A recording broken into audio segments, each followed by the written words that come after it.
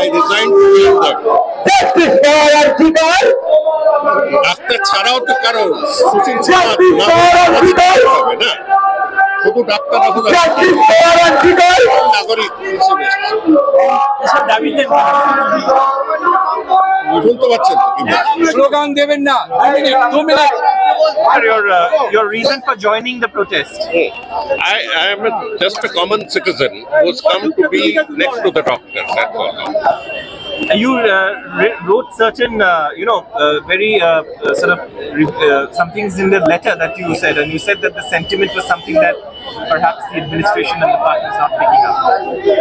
See, this is a people's movement. The doctors may be leading it, but we have to understand this is a people's movement.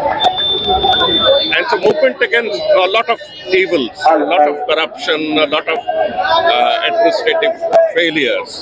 It's a movement to cleanse Bengal. That's all. Thank you, sir.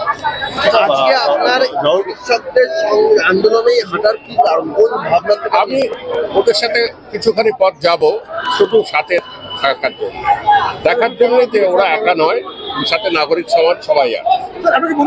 চিকিৎসকেরা আবার পূর্ণ কর্মবিরতির ডাক দিয়েছে, তাদের পূর্ণ কর্মবিরতির ডাক দিয়ে আবার সমর্থন করেন, কারণ ওদের ব্যাপার না, আমি ওদের ব্যাপার নিয়ে বলতে যাবো না। আজকের ব্যাপারে আমি বলতে পারি কি যে আমি চিন্তা করে এসেছি ওদের সাথে থাকার জন্য, পাশে থাকার জন্য। এই যে ঘটনা ঘটেছে, আর্থিক ঘটনা ঘটে, প্রশাসনিক ব্যর্থতা রয়েছে বলে আপনি মনে করেন? হ্যাঁ, নিশ্চয়ই, নাহলে আমি আসতাম। প্রশাসনিক ব্যর্থতা আছে, অনেক রকমের ঘটনা হয়েছে, যে জন্য আবার একটা পথ, এত বড় পথ ছেড়ে বেরিয়ে আসতে হবে আমার। আচ্ছা, তৃণমূলের কিন্তু বিধায়ক হুমায়ুন কবির, তিনি মানে একটা চিকিৎসকদের বিরুদ্ধে কথা বলছে, 50টা আমি মিছিল নেওয়াতে পারি, 50টা ছেলেকে ঢুকিয়ে দেবো, মানে এগুলো কিরকম ভাবে দেখে? এই সময় তো ইমোশন চলে, সবকিছু খুব সিরিয়াসলি নেবে, করতে পারে কেউ। এই সময় অনেক রকমের আবেগ চলে, রাত চলে, একটু শুনে যেতে হয় আর কিছু।